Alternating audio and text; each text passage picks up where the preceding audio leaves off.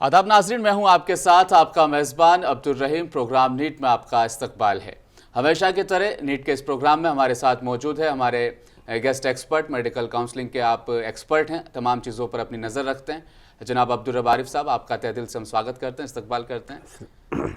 मुंसिफ TV में आज एक बार फिर आप हाजिर हुए हैं, किस मौजू पर गुफ्तगू करेंगे आज? मैं तो जो है ना मुंसिफ टीवी का पहले इस बात पर शुक्रिया अदा करूँगा जी कि ये वो चैनल है जहाँ से जो है राउंड 2 से राउंड 3 की स्लाइडिंग का जो एक मसला चल रहा था, जी बिल्कुल, उसको जो है ना पहली बार मुंसिफ टीवी ने इस कॉन्फिडेंस के साथ पेश किया और ये बताया कि राउंड 2 से राउंड 3 में स्लाइडिंग होगी। नहीं बिल्कुल, इस पर ये वाज़ेह सवाल मैं आपसे जानना चाहूँगा कि इस साल राउंड 2 से राउंड 3 में स्लाइडिंग के मामले को लेकर मुंसिफ टीवी और नीट के एक्सपर्ट काउंसलर जनाब अब्दुल रब आरिफ साहब ने ए कैटेगरी एमबीबीएस एडमिशन की जो फर्स्ट नोटिफिकेशन रिलीज हुई थी, उस वक्त यानी 5 अगस्त को हमारे प्रोग्राम में इस बात को क्लियर कर दिया था कि इस साल एसेट के उम्मीदवारों के राउंड 2 से राउंड 3 में स्लाइडिंग होने का जो यूनिवर्सिटी हमारी KNR UHS, इसमें पूरा मौका दिया जाएगा। इसके बाद फिर से मुंसिफ टीवी का जो अगला प्रोग्राम आया था 30 अगस्त को, जो प्रोग्राम टेलीकास्ट हुआ था, उसमें भी इस डाउट को पूरी तरह से एग्जाम्पल के साथ, रेफरेंस के साथ बता दिया था कि राउंड 2 और राउंड 3 के MQ मैनेजमेंट कोटा पर ही लागू होगा। एसेट कोटा के कैंडिडेट्स पर तो सबसे पहले अक्टूबर आपने अब्दुल जनाब साहब ने बता दिया था कि इतना कॉन्फिडेंस से ये तमाम बातें आपने हमारे इस प्रोग्राम में शामिल की थी। तो सबसे पहले तो मैं यही जान लेता हूँ, इतने कॉन्फिडेंस के साथ आपने ये बातें क्लियर की थी, क्या वजह रही थी इसके पीछे? ये मुंसिफ टीवी ने एक्सपोज किया था सबसे पहले। जी रहीम साहब, जी दरअसल जो है ना ये कोई एस्ट्रोनॉमी नहीं है, इल्म नजूम नहीं है। जी, हर चीज़ आपको ब्लैक एंड वाइट में मिलती है। सिर्फ चाहिए ये कि हम उसको जो है थोड़ा सा कंसंट्रेशन और डेडिकेशन के साथ पढ़ें और जो अल्फाज इस्तेमाल किए गए हैं उसका जो है ना सही ढंग से माना निकालें। तो जब फर्स्ट नोटिफिकेशन आया था उसमें खुली तरीके से मैंने बता दिया था कि MCC का जो रूल इस साल फॉलो हो रहा है राउंड 3 का, वो जो है ना KNR UHS में जो पिछले साल की नोटिफिकेशन आई थी, राउंड 2 का कट ऑफ का जो नोटिफिकेशन में इंडिकेशन दिया गया था, उस पैराग्राफ को उन्होंने हज़फ कर दिया था हमारे आज यानी इस पहले नोटिफिकेशन, इस ईयर के लिए जो नोटिफिकेशन आया। जी हाँ, तो इसमें तो इससे साफ बात ये जाहिर हुई कि वो जो कानून था राउंड 2 का कट ऑफ का, वो इस साल लागू नहीं होगा। ये बात खुल के हमारे सामने आ गई थी। फिर बाद में जब सेकंड काउंसलिंग का राउंड का जो नोटिफिकेशन आया, उस नोटिफिकेशन में पैराग्राफ नंबर 5 में इम्पॉर्टेंट नोट के नाम से उन्होंने बता दिया कि वो कैंडिडेट जिनको राउंड 2 में एडमिशन दिया जाएगा या स्लाइड करके अपग्रेड किया जाएगा, तो उनको जो है ना राउंड 3 में फर्दर फेजेस ऑफ काउंसलिंग में जो ज्वाइन नहीं करते हैं पार्टिसिपेट करने का हक नहीं रहेगा। इसके माने क्या हुए? जो ज्वाइन नहीं करते हैं उनको हक नहीं रहेगा, तो जो ज्वाइन करते हैं उनको हक रहेगा। बात खुली है। तो जो ज्वाइन नहीं करते हैं, खुली बात है कि इस साल वो काउंसलिंग से ही आउट हो गए। बिल्कुल।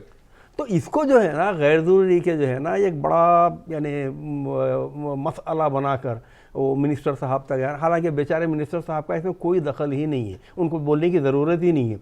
और देखिए, एक पुरानी कहावत है कि बुज़ुर्गों ने कहा है कि रतन को जतन कर, वक्त पर खर्च कर।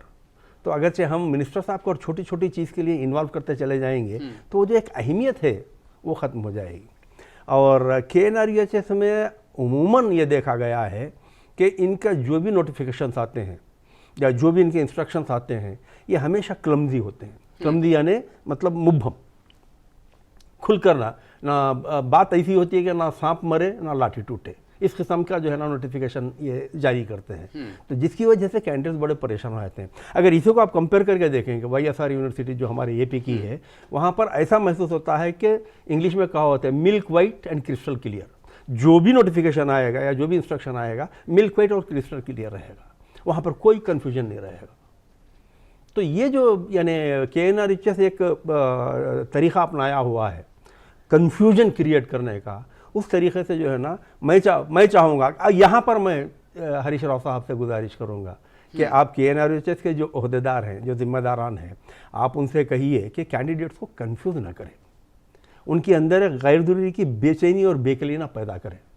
जो चीज बात भी कहो आप तो सीधी सीधी। अब छोटी सी मैं आपको मिसाल देता हूँ, आज की बात करता हूँ। आज जो है ना एग्जिट नोटिफिकेशन आया है, फ्री एग्जिट नोटिफिकेशन, जो 9 तारीख तक जो है ना, कल 8 तक के हुआ था, वो उसमें खुलापन था। लेकिन यहाँ पे ये क्या कहते हैं मालूम है कि KNRHS are hereby informed that they can exit from the admitted seat before 4 PM on 9/9/23 with 4 feature of fee if they are allotted seat under AIQ। कौन सी फी? 4 फीचर ऑफ फी। भाई मैंने एक कॉलेज में रिपोर्ट किया, वहां से जो है ना मुझे फ्री एग्जिट लेना है, तो मैं कौन सी फी? क्या टोटल कोर्स की फी?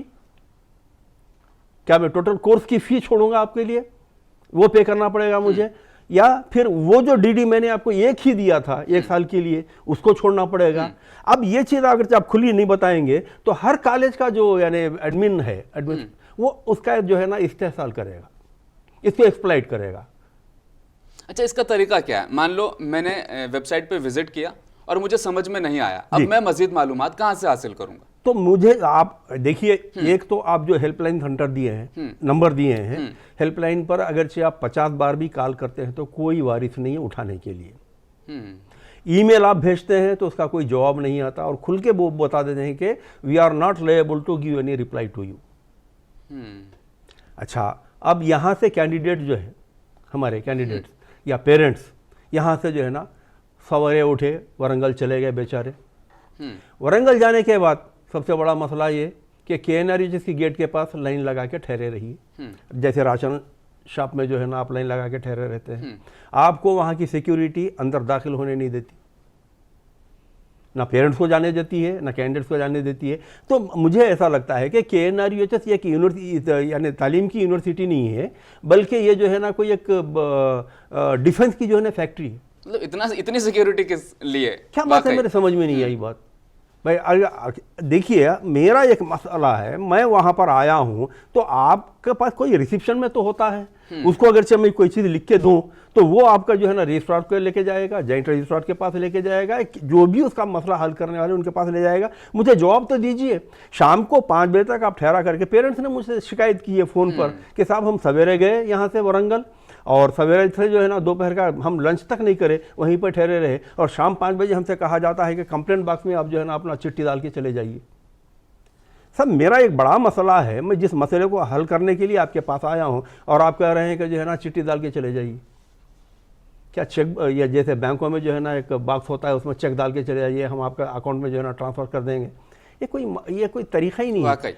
और तीसरी चीज़ ये है कि देखिए आप, मैं इससे पहले भी हमारे जितने प्रोग्राम्स हुए हैं, टीवी के जितने प्रोग्राम्स हुए हैं, चाहे किसी और प्रोग्राम में भी मैंने बात की हो, उसमें खुलकर मैंने कहा है कि कैंडिडेट्स यानी MBBS या BDS जो भी मेडिकल काउंसलिंग में कैंडिडेट्स बेशतर आपको जो है ना मेजॉरिटी मिलेगी वो हैदराबाद और सिकंदराबाद के अतराफ अकनाफ के लोग।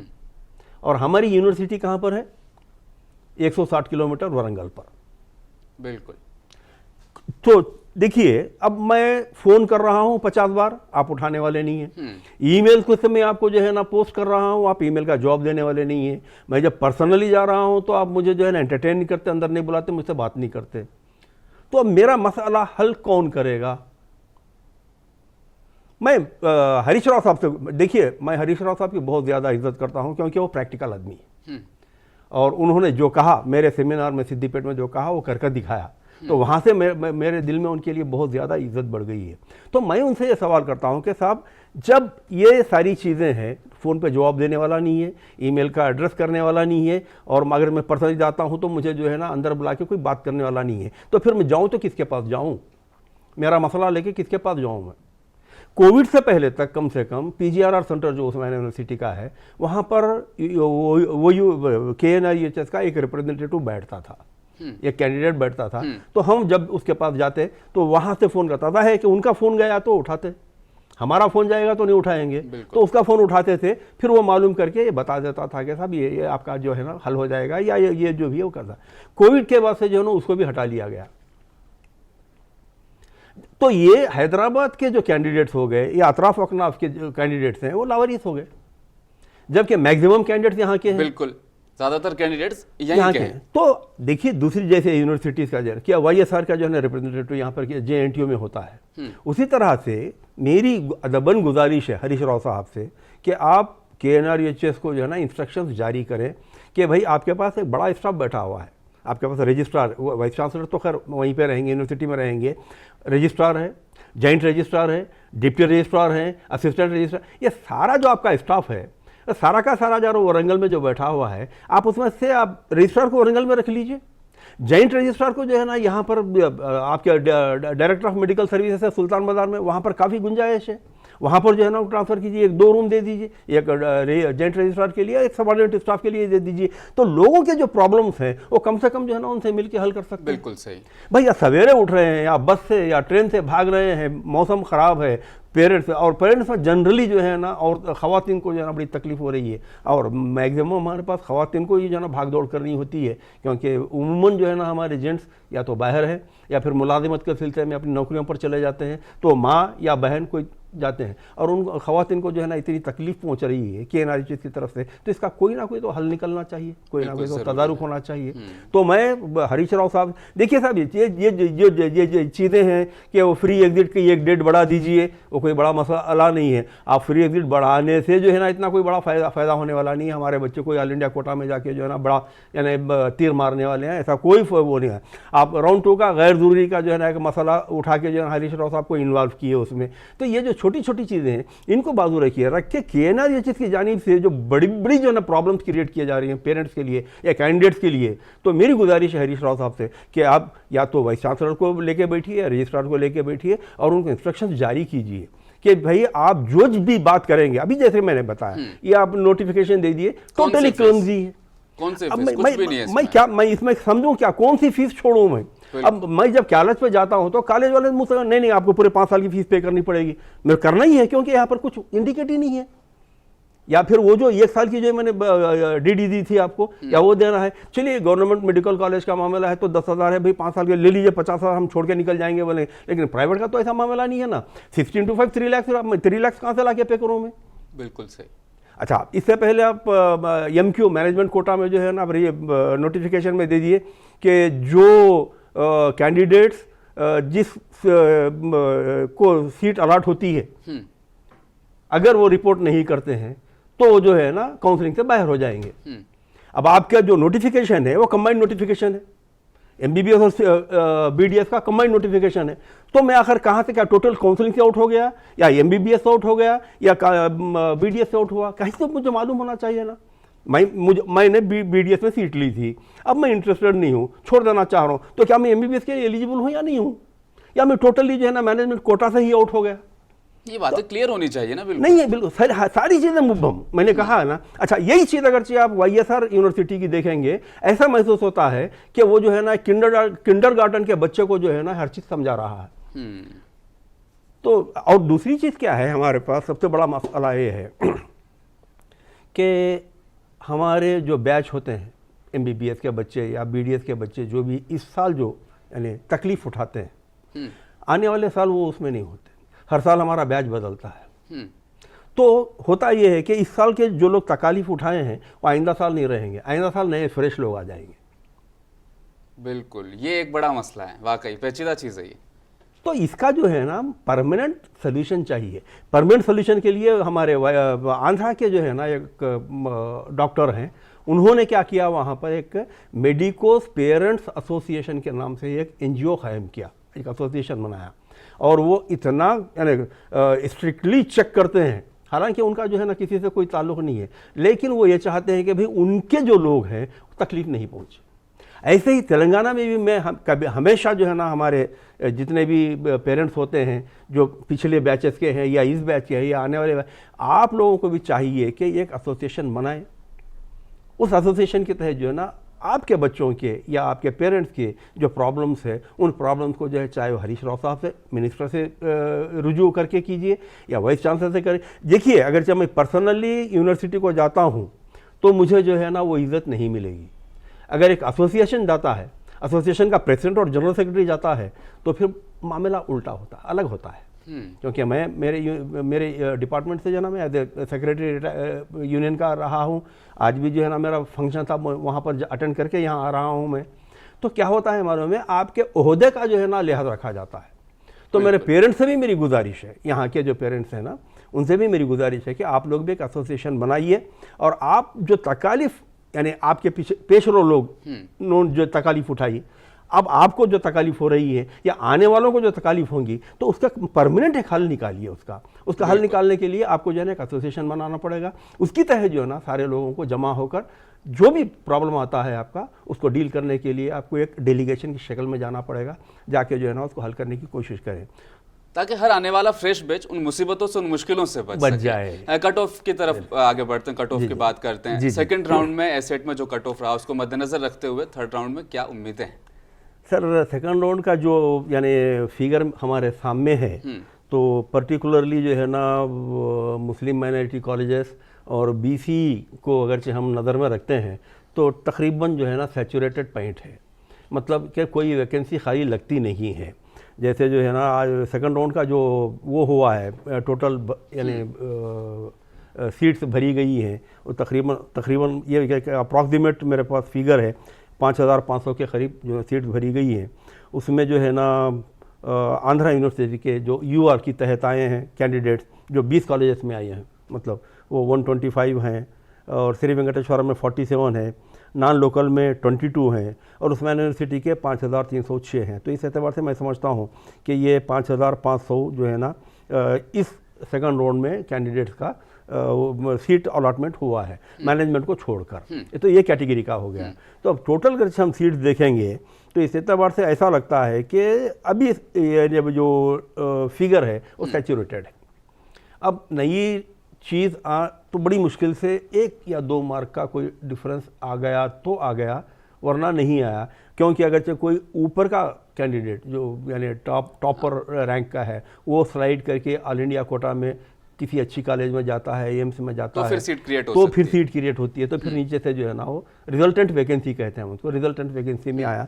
तो अभी अब जो कट ऑफ गया है इस वक्त, वो मुस्लिम माइनॉरिटी कॉलेज अयान का जो कट ऑफ है वो 435 है, और बीसी कैंडिडेट वो भी मुस्लिम होते हैं, तो उसका भी जो कैंडिडेट 4% की तहत जो जाता है, तो उसका कट ऑफ गया है 433।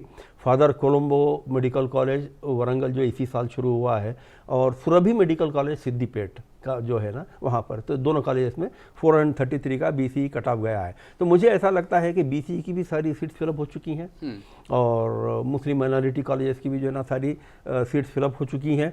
और जाहिर है कि दक्कन मेडिकल कॉलेज एक ऐसा मेडिकल कॉलेज है, अगर आप उसका भी फिगर का कंपेयर करके देखेंगे तो उस्मानिया मेडिकल कॉलेज का जो यानी कैंडिडेट 591 में जो है ना एडमिशन लिया उस्मानिया में, 597 का लड़का जो है ना दक्कन मेडिकल कॉलेज में एडमिशन, लड़का या लड़की लिए है।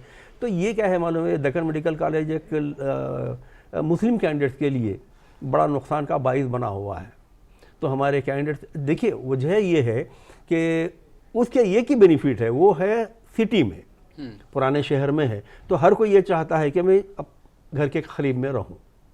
मैं हमेशा उसको एक मदाहिया तौर पे भी कहता हूं कि अगर तो दक्कन मेडिकल कॉलेज का जो बोर्ड है उसको निकाल कर मैं खम्मम में लेके जाके ममता मेडिकल कॉलेज पे लगा दूं, और ममता मेडिकल कॉलेज का बोर्ड निकाल के लाके दक्कन पे लगा दूं, तो मेरे कोई मुस्लिम कैंडिडेट खम्मम में जाके दक्कन मेडिकल कॉलेज में एडमिशन नहीं लेंगे।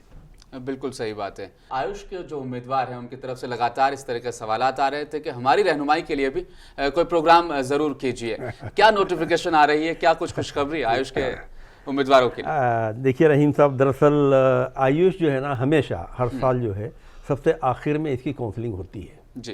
तो जब MBBS और BDS का मरहले मुकम्मल हो जाते हैं या बिल्कुल उसकी तकमील पर रहते हैं, ख़त्म पर रहते हैं, तो वहाँ से आयुष का मरहला शुरू होता है। तो मेरा जहाँ तक ख्याल है इस बार भी जो है या तो सितंबर की 15 तारीख के बाद, क्योंकि ये तो कंप्लीट नहीं होंगे मरहले, ये तो चलते रहेंगे, लेकिन चूँकि आखिरी मराहिल में होंगे ये कैटेगरी ए और कैटेगरी मैनेजमेंट कोटा के जो है ना, तो आयुष का नोटिफिकेशन मैं समझता हूँ कि 15 सितंबर या उसके बाद आएगा। तो इसमें जो है ना हमारे कैंडिडेट्स का एक वो है कि साहब कौन से कोर्स जो है ना आयुष में लिए जाते हैं। देखिए सबसे पहले मैं आयुष का फुल फॉर्म बताता हूँ। जी। AYUSH। ए से जो है ना आयुर्वेदिक, वाई से है yogic sciences and naturopathy, Y. U से है यूनानी, एस से है सिद्धा। लेकिन ये सिद्धा का ये एक ऐसा कोर्स है जो हमारे तेलंगाना में या आंध्र प्रदेश या किसी और स्टेट में जो है ना उतना मानूस भी नहीं है, और हमारे पास वो उसका एडमिशन होता भी नहीं है, ये रिसोर्स भी नहीं है। ये जो है ना तमिलनाडु और केरला में जो है ना बहुत ज़्यादा इसका चलन है, और इसीलिए जो है ना इसको जो है सिद्धा, और ऑलमोस्ट जो है ना यूँ है समझिए कि आयुर्वेदिक का ही रेप्लिका है, आयुर्वेदिक का ये भाई और बहन समझिए, तो सिद्धा है।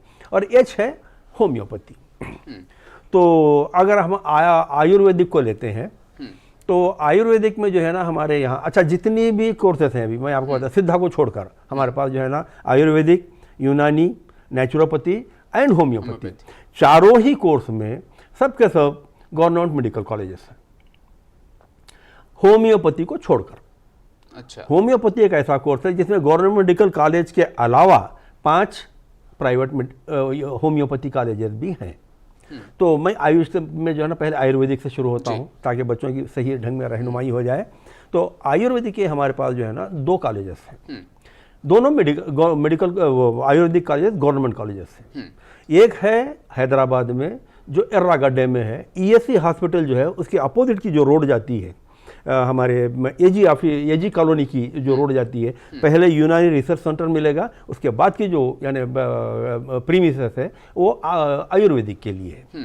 तो और दूसरी जो कॉलेज है वो है अनंता लक्ष्मी आयुर्वेदिक कॉलेज वरंगल में है।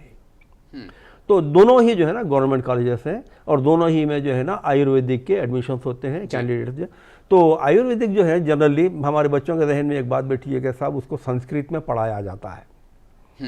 तो आयुर्वेदिक संस्कृत में नहीं पढ़ाया जाता है, लेकिन इसके जो वो होते हैं यानी मेडिसिन्स के नाम वगैरह जो होते हैं ना वो संस्कृत होते हैं, लेकिन लिखाया आपको इंग्लिश में ही जाता है। तो उसमें आपको कंफ्यूज होने की ज़रूरत नहीं है, आपको संस्कृत पढ़ने की ज़रूरत नहीं है, ना आपको जो है ना संस्कृत लिखने की ज़रूरत है। आप इंग्लिश में ही पढ़ सकते हैं, इंग्लिश में ही लिख सकते हैं।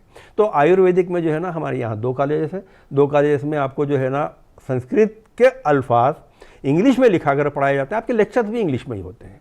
तो इसमें आपको जो है ना कंफ्यूज होने की ज़रूरत नहीं है, और अच्छा कोर्स है। इन दिनों गवर्नमेंट हमारी आयुर्वेदा जो मेडिसिन्स है उसको बहुत अपलिफ्ट करने में लगी हुई है, हमारी स्टेट गवर्नमेंट। तो जो बच्चे आयुर्वेदिक की तरफ जाएंगे तो उनका मुस्तकबिल इंशाल्लाह बहुत अच्छा यानी नज़र आता है समझिए। अब उसके बाद हम आते हैं यूनानी की तरफ। यूनानी का अलबत्ता एक कंडीशन है।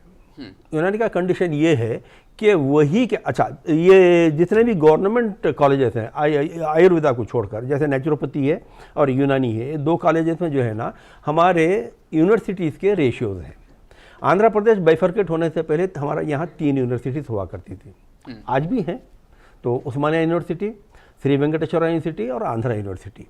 तो ये जो स्टेट रन कॉलेज जिसको हम कहते हैं, जैसे सिद्धार्था इससे पहले मैं बताया था MBBS का जो है ना वो स्टेट रन कॉलेज है, तो उसमें MBBS में जो है ना 3 यूनिवर्सिटीज़ का रेशियो है, 42, 36, 22 का रेशियो है। वैसे ही आयुर्वेदिक के यूनानी का जो हमारा शिफाखाना चारमीनार में निज़ामिया तिब्बी कॉलेज है, उसमें भी जो है ना 3 यूनिवर्सिटी के जो है ना रेशियो है 42, 36 एंड। लेकिन इत्तेफाकी बात यह है कि OU से कैंडिडेट्स ज़्यादा निकलते हैं, लेकिन हमारा रेशो 36 का है।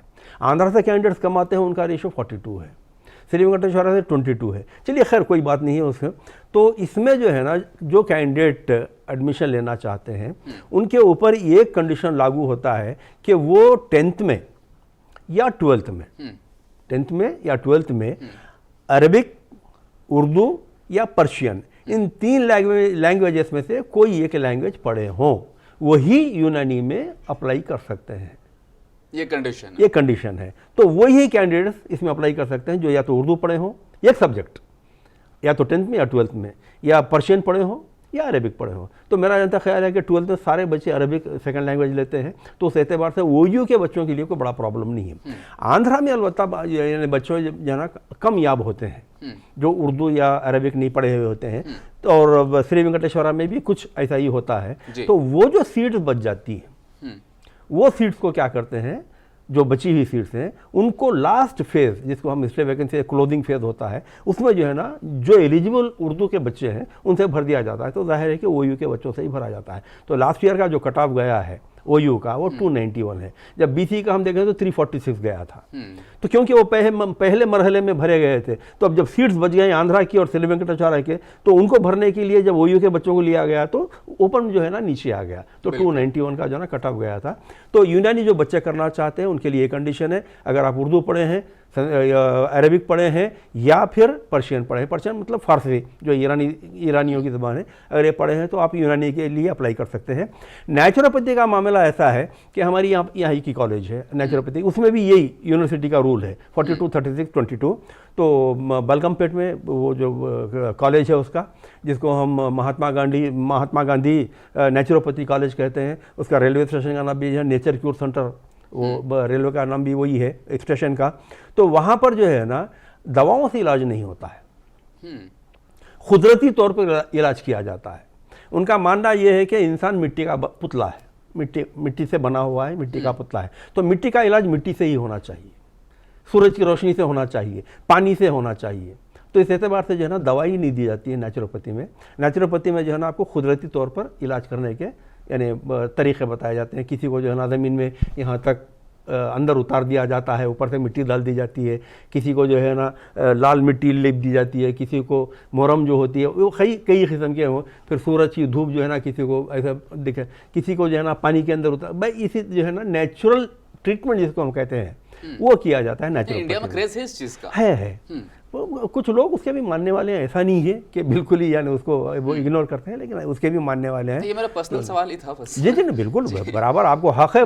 देखिए आप रिप्रेजेंट कर रहे हैं कैंडिडेट्स की जानिब से, तो कैंडिडेट से जो डाउट्स आपके तक पहुंचते हैं तो उसका तो आप मुझसे सवाल करेंगे ही ना। तो नेचुरोपैथी का भी यानी डिमांड है, डिमांड नहीं है, अगर डिमांड नहीं भी है तो मांग तो ज़रूर है। लोग चाहते हैं कि नेचुरल इलाज करवाना भी कुछ लोग चाहते हैं, और कुछ ऐसी बीमारियां हैं लोग जो है ना कई जगह पर जो है ना दवाएं इस्तेमाल करके भी जिनको इफाक़ा नहीं हुआ या शिफा नहीं हुई, वो लोग जो है ना नेचुरोपैथी में जाके शिफायाब हुए हैं।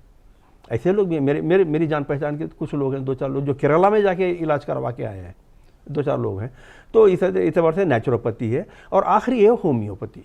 होम्योपैथी तो सभी जानते हैं जर्मन मेडिसिन है और वहीं का जो है ना इन्वेंशन है। तो वो जो है ना उसकी जो गवर्नमेंट कॉलेज है वो रामनतापुर में है, वो गवर्नमेंट का है। और 5 जो है प्राइवेट कॉलेजेस हैं, एक जो है ना सिद्दीपेट में है, एक शमशाबाद में है, एक रंगारेड्डी डिस्ट्रिक्ट में है, और MNR जो संगारेड्डी है वहाँ पर एक है। तो इस एतबार से 5 जो है ना प्राइवेट मेडिकल कॉलेजेस हैं। तो होम्योपैथी को एक को छोड़कर बाकी के जितने भी 3 कोर्स हैं, होम्योपैथी को भी उसको मिला लेंगे हम, तो चारों में भी जो है ना गवर्नमेंट मेडिकल कॉलेज जैसे ही हैं। होम्योपैथी में आपको 5 प्राइवेट मेडिकल कॉलेज मिलेंगे, लेकिन उमूमन ये देखा गया है कि हमारी जो जानकारी है कि आयुर्वेदिक और यूनानी को जो है ना बहुत ज़्यादा अहमियत दी गई है, और इनको जो है ना क्या बोलेंगे आप, कैंपस सिलेक्शन जिसको कहते हैं, सिलेक्शन जो होता है, ये दोनों को जो है ना पहले ही तरजीह दी जाती है। जैसे फॉर एग्जांपल कभी आप ऐड देखेंगे पेपर में कि बड़े बड़े जो हमारे कॉर्पोरेट हॉस्पिटल्स हैं वो ड्यूटी मेडिकल ऑफिसर के पोस्ट के लिए आयुर्वेदिक और यूनानी के कैंडिडेट्स को जो है ना वो हायर करते हैं। हालांकि हॉस्पिटल एलोपैथिक है, लेकिन लोग हायर करते हैं क्योंकि ये उससे भी वाकिफ़ होते हैं। तकरीबन इनकी तालीम सर्जरी को छोड़कर तकरीबन जो है ना 3 साल तक तालीम करीब चलती रहती है। सिर्फ दवाओं के नाम, जैसे आपने कहा कि दवाओं के नाम बदल जाते हैं, बस इतना ही है और कुछ नहीं है। तो इस एतबार से जो है ना आयुष बड़ा अच्छा कोर्स है। आप चाहे आयुर्वेदिक लीजिए, यूनानी लीजिए, ये 2 कोर्स तो जो है ना बहुत ही अच्छे आपको जो है ना फ्यूचर बनाने वाले कोर्स हैं। नेचुरोपैथी में है चूँकि लिमिटेड है, तो वहाँ पर जो है ना आपको फ्यूचर में मुलाजिमत मिलने का या अपना ज़ाती कारोबार करने का या कुछ भी समझिए तो उतना मौका नहीं मिलेगा, क्योंकि सैचुरेशन पॉइंट ये की होने की वजह से।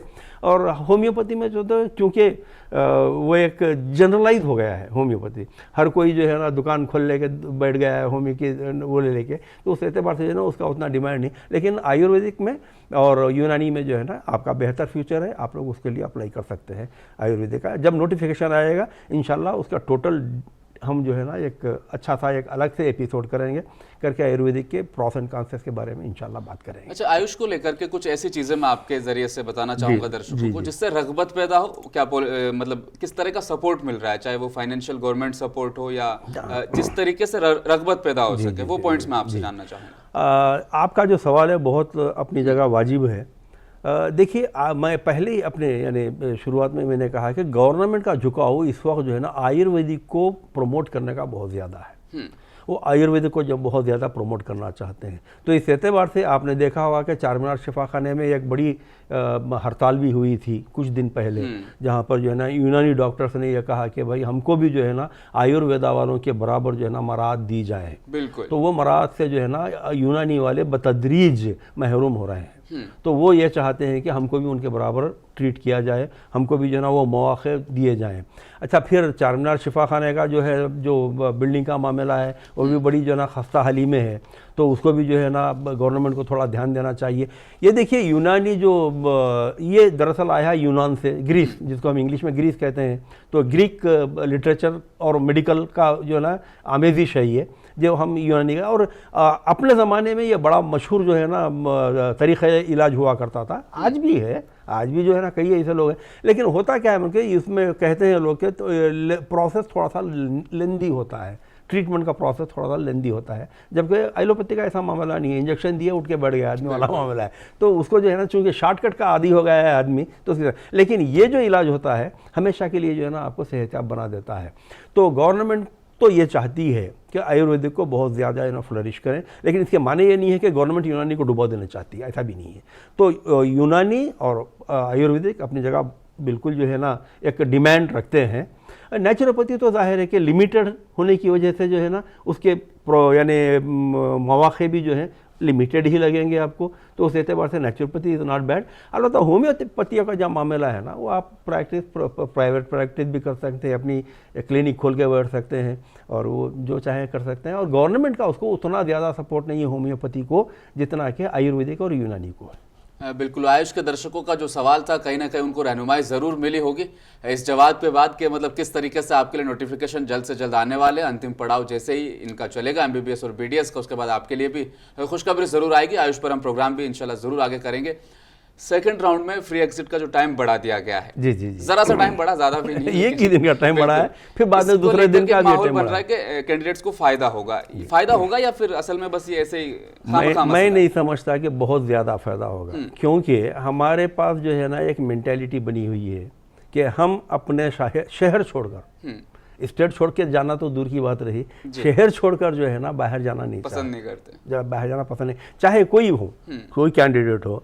तो उस एतबार से जो बच्चे ऑलरेडी उस्मानिया या गांधी में एडमिशन ले चुके हैं स्टेट की तहत, और बल्कि मैं तो यूँ कहूँगा कि उस्मानिया और गांधी से ज़्यादा डिमांड हमारा जो है तेलंगाना में वो दक्कन मेडिकल कॉलेज का है। जैसा कि मैंने अभी आपको कट ऑफ बताया कि उस्मानिया का कट ऑफ 591 है, तो इनका 597 है फर्स्ट कैंडिडेट का। तो इस एतबार से जो है ना, तो मुझे नहीं लगता, हो सकता है कि मैं देखिए ये मेरा वो है ख्याल है कि इससे जो है ना हमारे बच्चों को बहुत ज़्यादा फ़ायदा होगा। जाएंगे अगर ऑल इंडिया कोटा में बच्चे एम्स में कुछ जाना चाहेंगे, जो उस्मानिया गांधी के काकतिया के हैं, वो फ्लाइट करके एम्स में जाएंगे तो बड़ी मुश्किल से 2-4 लोग जाएंगे, 2-4 सीट क्रिएट हो सकती हैं। और जाहिर है कि 2-4 सीट जो है ना वो ओपन में क्रिएट हो ज़रूरी नहीं है, या वो रिजर्वेशन में क्रिएट हो ज़रूरी नहीं है। तो इस एतबार से मैं नहीं समझता कि बहुत ज़्यादा इससे फ़र्क पड़ेगा। हाँ, अलबत्ता अगर ये पहले ही अगर डिसीजन लिया जाता, पहले से क्लियर कट इसका इन्फॉर्मेशन होता, तो वहाँ से बच्चे जो है ना कुछ अपना वो करते थे। लेकिन उसके बावजूद मैं नहीं समझता, क्योंकि हम आदी हो गए हैं, हमारे शहर से हमारा अटैचमेंट इतना है कि हम इसको छोड़ कर बाहर जाना नहीं चाहते। अगर हमारे को डिस्ट्रिक्ट में मेडिकल कॉलेज मिलती है तो वहाँ जाने के लिए हम तैयार नहीं हैं। तो अब कौन बिहार जाके पढ़ेगा, कौन जो है ना पंजाब में जाके पढ़ेगा, कौन जो है ना जम्मू और कश्मीर में जाके पढ़ेगा। तो इस एतबार से इतना ज़्यादा फ़र्क पड़ा है। लेकिन फिर भी अच्छा ये हुआ है कि MCC ने जो रूल अडॉप्ट किया है उसको हमने भी जो है ना अडॉप्ट करवाया है। अगर नहीं करवाते होते तो फिर जो है ना वो एक आगे के लिए प्रेसिडेंस बन जाता था। तो बेहतर यही हुआ है मेरी नज़र में, लेकिन बहुत ज़्यादा फ़ायदा नहीं होने वाला है। कट ऑफ में कोई ज़्यादा इतना जो है ना वो नहीं आएगा, वास्ट डिफरेंस नहीं आएगा कट ऑफ में, 1-2 मार्क्स का डिफरेंस आ गया, बहुत आ गया, बस ऐसा है। थर्ड राउंड में जो कट ऑफ की जो आप बात कर रहे हैं कि 102 नंबर का ये फर्क रहेगा, ये क्या 2 नंबर का, इतना ही वो सब मेरा अपना ख्याल है, क्योंकि सैचुरेशन पॉइंट जब आ जाता है ना, जो देख पा रहे हैं जी मैं जो देख पा रहा हूँ सैचुरेशन, जैसे मुस्लिम मेडिकल कॉलेज, जैसे समझिए आप मुस्लिम मेडिकल कॉलेज की तकरीबन सारी सीट भर गई है, उसमें कोई वैकेंसी लगती नहीं है, दिखती नहीं है। और वैसे ही जो ना BC जो कट ऑफ है उसकी भी सारी सीट भरी हुई है, शेड्यूल कास्ट की, शेड्यूल ट्राइब की जो उसकी भी सारी सीट भरी हुई है। तो इससे साफ ये जाहिर होता है कि अभी ये स्टैग्नेटेड पॉइंट है। तो अब इसमें से मुश्किल से अगरचे कुछ वैकेंसीज क्रिएट होते हैं, स्लाइड करके बच्चे कहीं जाते हैं ऑल इंडिया कोटा के तहत, उसमें कुछ अगरचे वैकेंसीज क्रिएट हो जाए तो फिर नीचे के बच्चों को जो है ना वो ऊपर जाने का मौका मिलेगा, और वो इतने ज़्यादा नहीं होंगे कि 8-10 मार्क का डिफरेंस आ जाएगा, बड़ी मुश्किल से 1-2 मार्क्स का डिफरेंस आएगा। अगर अभी 433 का जैसा हमारा BC का कट ऑफ है, हो सकता है 432 431 पर चला जाए, उतना भी मेरी उम्मीद नहीं है वहाँ तक जाने की, क्योंकि 433 में और कुछ बच्चे हुए होंगे। देखिए हमारे पास होता क्या है, एक ही मार्क पे 15-15 20-20 बच्चों का रैंक होता है, तो उस मार्क में जो टॉप रैंक का होता है उसको पहले दे दिया जाता है।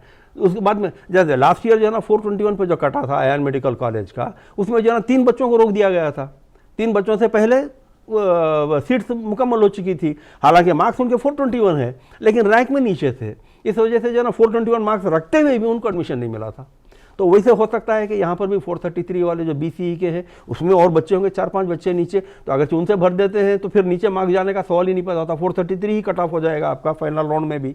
और वैसे ही जो है ना 435 जो माइनॉरिटी मेडिकल कॉलेज का है वहाँ पर भी अगर जो है ना स्टैग्नेटेड है वो भी, उसके बाद में भी कुछ और बच्चे मुस्लिम कैंडिडेट्स हैं समझिए, तो उनको अगर से एडजस्ट करते हैं आप तो वही 435 पे एडजस्ट होंगे वो। तो उस एतबार से बहुत ज़्यादा 1 या 2 मार्क का एक वो कर सकते हैं, एक प्रिडिक्शन कर सकते हैं, उससे बहुत ज़्यादा फर्क 420 या 425 पे कटेगा ये नहीं सोच सकते। अच्छा, प्रोग्राम के आगाज में हमने KNR UHS को लेकर तफसील से बातचीत की है, जी। तमाम सूरत हाल आपने समझाई है, बताई है। अगर ये जो एक तरीके की डिमांड हमने की है, वाकई में बिल्कुल सही जायज़ ये हमारी डिमांड थी कि यहाँ पर शिफ्ट होना चाहिए। अगर ऐसा नहीं होता है, किसी भी तरीके की सपोर्ट और सहायता ना वेबसाइट से ना यूनिवर्सिटी से नहीं मिल पाती है हमारे नाजरीन को, हमारे उम्मीदवारों को, तो ऐसे हालात में क्या करना चाहिए? देखिए ऐसे हालात में सिर्फ हमारे पास एक ही रास्ता रह जाता है। देखिए मैंने ये नहीं कहा कि पूरी यूनिवर्सिटी को आप यहाँ पर शिफ्ट कीजिए, मैंने कहा कि आपके पास एक सब रजिस्ट्रार है, जॉइंट रजिस्ट्रार है, 2 में से किसी एक को आप ले लीजिए, उनका मातहत जो स्टाफ चाहिए 2-4 लोग चाहिए आपको, बहुत ज़्यादा लोग नहीं चाहिए। तो आप जो है ना, अच्छा ऐसा भी नहीं है कि हैदराबाद में मेडिकल या फील्ड के यानी जो डिपार्टमेंट्स हैं या हेल्थ मिनिस्ट्री के पास जो है ना जगह की तंगी है, ऐसा नहीं। सुल्तान बाज़ार में जो आपका DMS है, डायरेक्टर ऑफ मेडिकल सर्विसेज, उसमें दुनिया की जगह खाली है, क्योंकि आंध्र प्रदेश के जब लोग शिफ्ट हुए हैं तो उनको सिर्फ एक कैबिन दिया गया है AP का, तेलंगाना मेडिकल एसोसिएशन अलग कर दिया गया है, आंध्रा मेडिकल एसोसिएशन अलग कर दिया गया है, तो आंध्रा मेडिकल एसोसिएशन के बाद वो काफ़ी जगह खाली है। तो आप KNR UHS के एक यानी जिम्मेदार को, जैसे जॉइंट रजिस्ट्रार है, भाई रजिस्ट्रार तो यूनिवर्सिटी में रहेगा, वाइस चांसलर यूनिवर्सिटी में रहेगा। अच्छा, इससे पहले जो जॉइंट रजिस्ट्रार थे, कम से कम वो बेचारे जो है ना किसी को सुनते थे और उनकी जो है ना कम से कम उनकी जो गलत या डाउट है उसको दूर करते थे। अब ये जो लेडी आई है, अभी हाल जो लेडी आई, वो तो किसी से मिलना ही नहीं चाहती हैं। अच्छा, इनको परसों 2-3 दिन पहले एक मोहतरम मुझे फ़ोन करके बताती हैं कि साहब मैं बहुत मुश्किल से, चूँकि खातून थी, बहुत लड़ झगड़ के या जो भी मेरी अपने कोशिश करके मैं जब अंदर दाखिल हुई, जब रजिस्ट्रार साहिबा से मैं मिली तो वो कहती हैं कि ठीक है आप यहाँ बैठिए, मैं ज़रा क्लर्क से पूछ के बोलती हूँ।